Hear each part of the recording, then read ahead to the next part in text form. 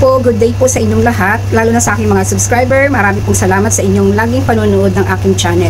So ngayon ang i-update ko sa inyo, marami pong nagtatanong sa akin kung nag-update, nagko-convert pa din po ba ako ng, or nagtitrade pa din ako ng G-Gives. So patuloy po akong nagtitrade ng G-Gives. So ngayon, almost dekada na po tayo na nagko-convert at legit po ako.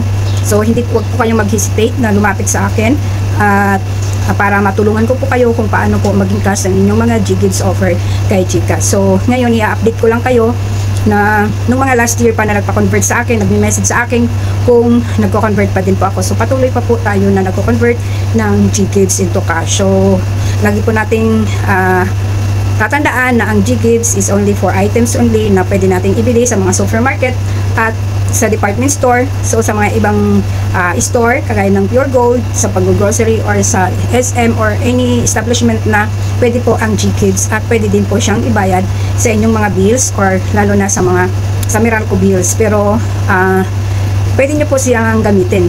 So kung halimbawa need nyo naman ang cash, so lumapit lang po kayo sa akin at patuloy po ako na nagko-convert at dito po sa akin matutulungan ko po kayo. So kailangan lang po na mapagmatsyag kayo sa pagpapakonvert ng inyong mga G-Gives kasi meron po, take note po kayo sa mga nagbibigay ng low pay dyan, kabahan na kayo kasi pag low pay po yan, kasi karamihan sa mga scammer nag-offer ng low pay para sa kanila po magpa-trade or magpa-convert, pero kabahan na po kayo kasi may limit po ang aming charge pay sa pagpapakonvert, pero sure naman po kayo na hindi po kayo may scam.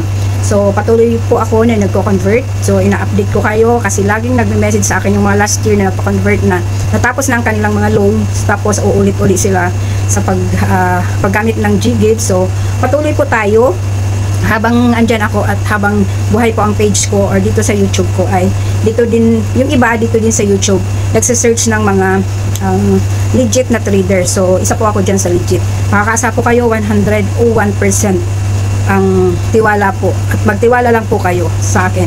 So yung mga nagpapa-convert, be patient lang kasi hindi naman po agad-agad na siyempre pag nag-process po kayo, siyempre check pa natin yan at kailangan pa natin busisiin at doon po wag po kayong doon po sa pag-trade ko, naghihingi po ako ng requirements ng inyong mga details, pero safe naman po yan at hindi po yan magagamit sa anumang hindi dapat. Kasi pagkatapos po ng transaction natin, deleted na po yan sa akin. So wala. Nagsisiguro lang po ako na kayo mismo ang nagpapa-convert sa akin at hindi kayo may scam at hindi kayo, kasi baka mamaya na scam na kayo at hindi may fixer kayo tapos nakapa-convert sa akin at naghingi ng requirements.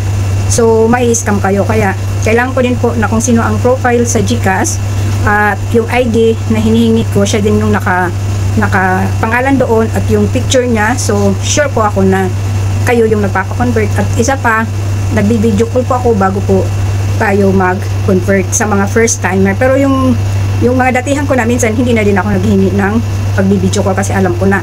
Pero minsan naniniguro pa din ako, naghihingi pa din ako ng video call while processing or bago tayo mag-process para sigurado po na hindi po kayo may scam, kasi baka po may nag-fixer sa inyo at mayroong mga scammer na doon kayo nagpa-convert tapos i-convert din sa akin tapos binigay niya yung requirements at naghingi siya ng requirements kasi yun yung kailangan ko, tapos hindi ko kayo na video call, yung palang nagpapa-convert kay scammer.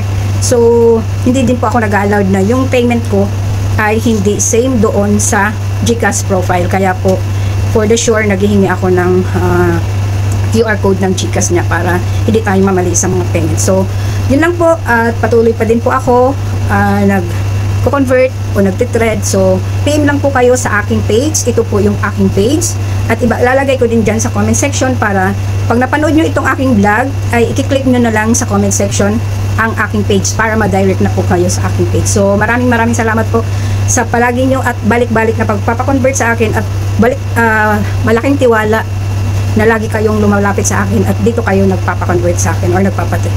Maraming salamat po at maraming salamat po sa inyong panunood lagi ng aking YouTube channel.